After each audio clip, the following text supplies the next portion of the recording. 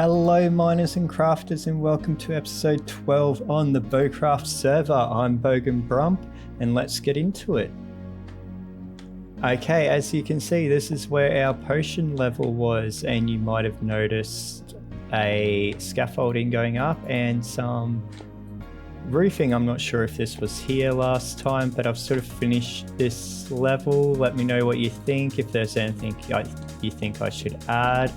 So up the top is going to be, I thought, a villager trading hall, because we still have to go all the way back to go get our village stuff, our golden carrots, trade our rotten flesh in and all that sort of stuff. I've got a little friend here waiting in my netherwart farm, but I thought I'll show you guys that in a time lapse, and I'll sort of talk you through how I've done that. And I've also made a Ghasts farm, so at the end of the time lapse we can head over to the Ghasts farm in the nether and check that out. So let's get into the time lapse. Okay, so if you haven't seen this is the replay mod. It doesn't show any weapons or armor, but it does show you basically what I've been doing, so let's check this out.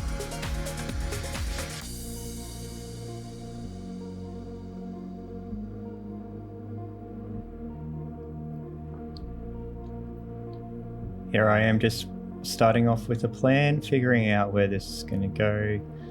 Then we're going to do a 3 by, I think, about 25 or 24 platform, basically enough for a villager to sit there with our block in between, just to keep them separated.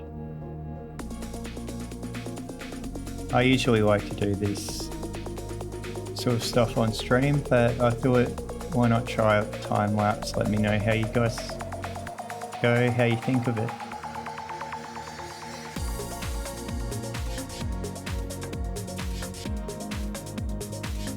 I built some stairs because I'm obviously going to get up. So basically our redstone's going to go underneath and our villagers are going to go on top. So I need to mark out spaces where the villagers are going to go, work out if it's long enough, and that's where the blocks are going to go, and that's eventually where the villagers are going to sit. So we put a slab on top and just break the bottom part.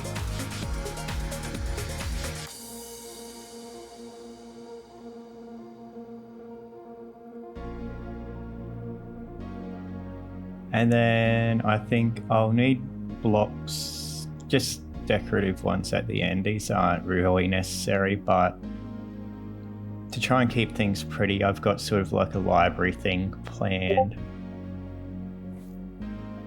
And we'll put the blocks in the front to represent where the workstations are going to go.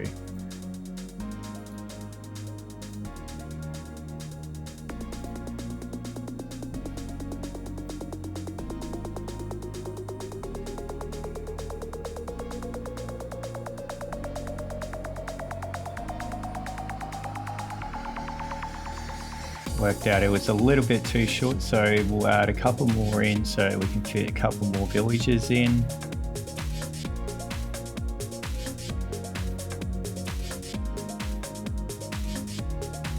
Don't forget the slab on the top. And the extra block, and these are going to be replaced as I get the villagers in with the workstations, obviously. I haven't lit this area up, so I did get attacked by a few zombies. Now around the back I've just put these trapdoors in front of where the villagers are going to go. That's just so that when the sticky pistons pull the block that the villagers stand on down, they can't get out. And obviously the zombie can't get stuck in there. And then just the blocks behind where the zombie is going to stand on.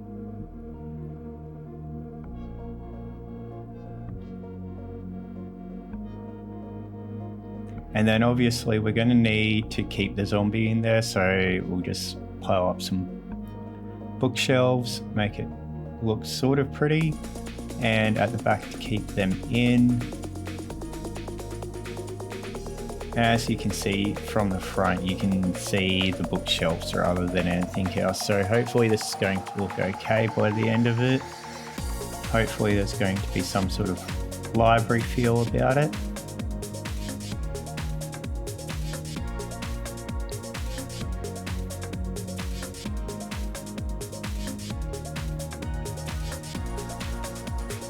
And next step is just to add these levers in front of where the workstations are going to go. These are going to power our sticky pistons that push the villagers up or down, depending whether we want them to be cured. So next step is to put a block, 2 blocks under. We'll put them 2 blocks long and getting a sticky piston to stick a sticky piston on the back. And a couple of redstone dust, just so when that block above it is powered, it will power that redstone dust, send it along to that sticky piston. That sticky piston can come up and grab that half slab. Even though it's a half slab, it can still grab it, pull that villager down. It can get attacked by the zombie, and then we can push it straight back up with the sticky piston again.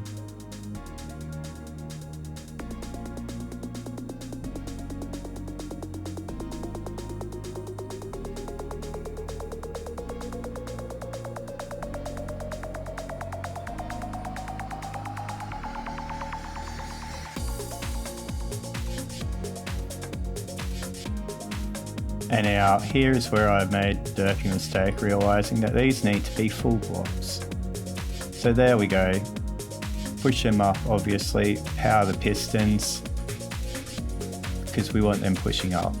Pushing up means the villagers stay up there. We don't really want them getting attacked by a zombie when we aren't really prepared for them yet.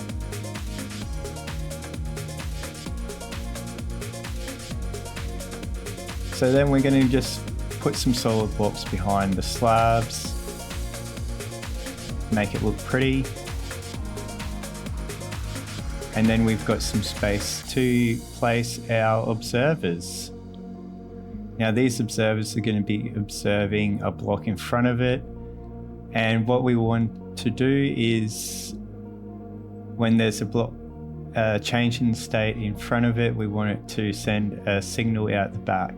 So we need to get that signal somehow. We're going to use a piece of red solid block and then a piece of redstone dust on top of it.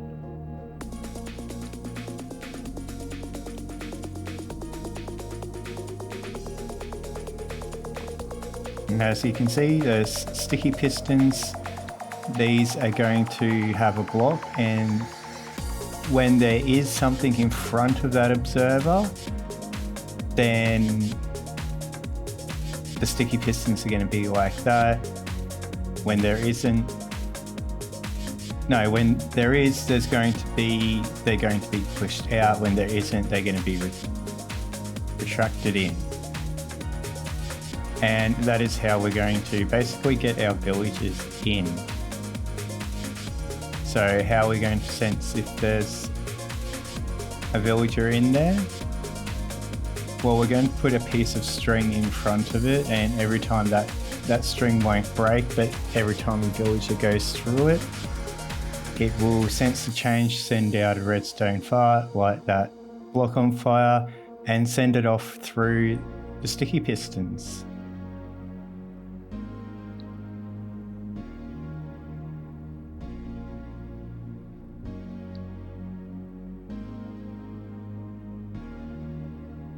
We'll just build this up, make it look pretty, because this is where our villagers are going to walk past, so we can't have any space for the villagers to escape, so we're going to do this all the way along. And at the front, I think that I'll do glass, because glass you can see through, so we're going to do some glass around it.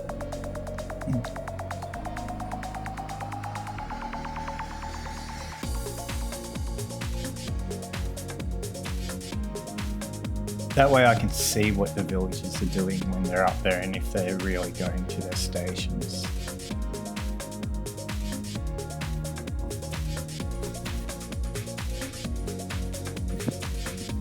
And see, as I place the string, they pop out, and that's where they'll be until a villager goes into there. Now every time they do get attacked, it does sort of like push the pistons in and out, but it doesn't really matter as long as a villager isn't trying to get in there when a villager is being attacked.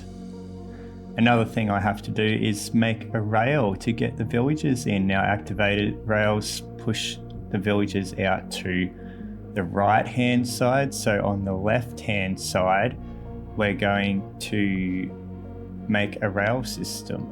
We're going to make that with an activator rail, and we're going to power that activator rail just using a lever. Chuck that lever down,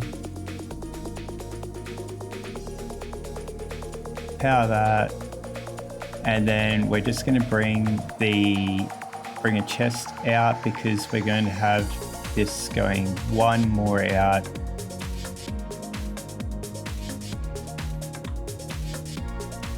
And here we are back on the server. After the time lapse on the server, as you can see, I've done some work on stream. I thought this is sort of like going to be a great library look. I can put some bookcases around the beacon beam so I can continue that going up. Not quite sure what can be next. Maybe, I don't know, maybe some farms, we'll see. Maybe I need some sort of bedroom maybe because I'm still sleeping downstairs.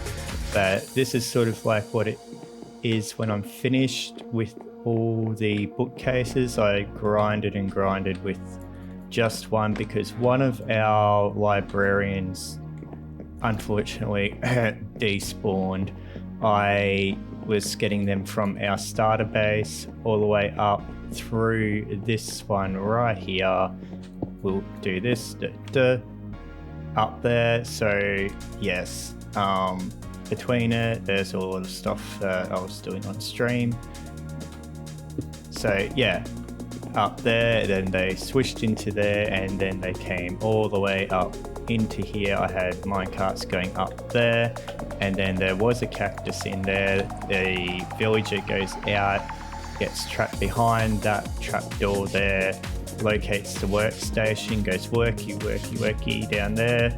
Only during the day though, the minecart goes into there, and then yeah, the villager is all set. So this I thought would look really great.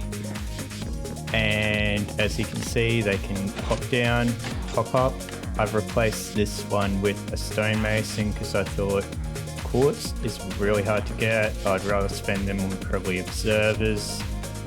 But down here, this is what it looks like. So as promised, I will also show you the ghast farm that I have been making. So let's head over into the nether.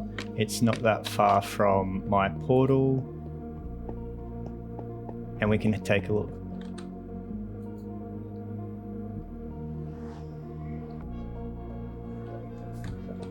And here we are in the nether. So I built it going straight over this way.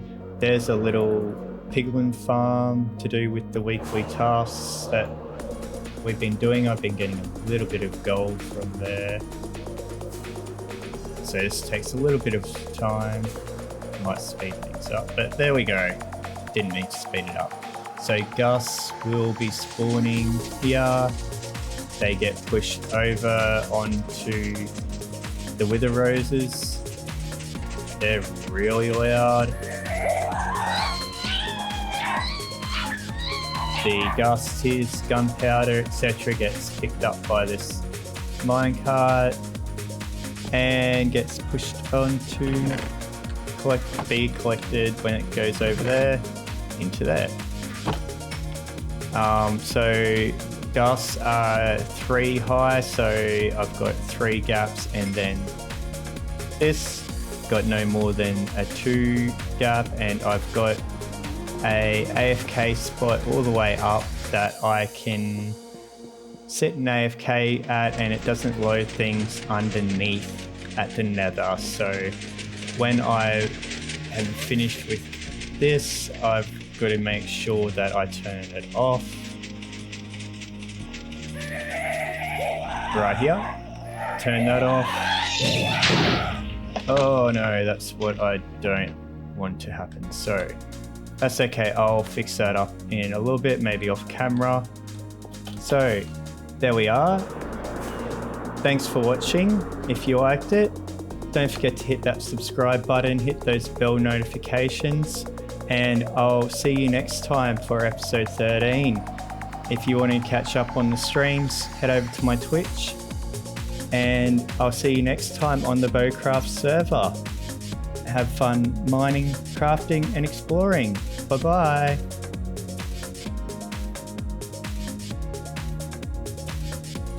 Thanks for watching, guys. I know it's been a while, but thanks for being patient. Thanks for tuning in. If you have any suggestions, any input, anything, let me know in the comments. If you liked the video, leave the like. It helps the channel out a lot. If you think your friends will like it, share it around, and I'll see you next time on the BoCraft server. Have fun mining, crafting, and exploring. Bye-bye.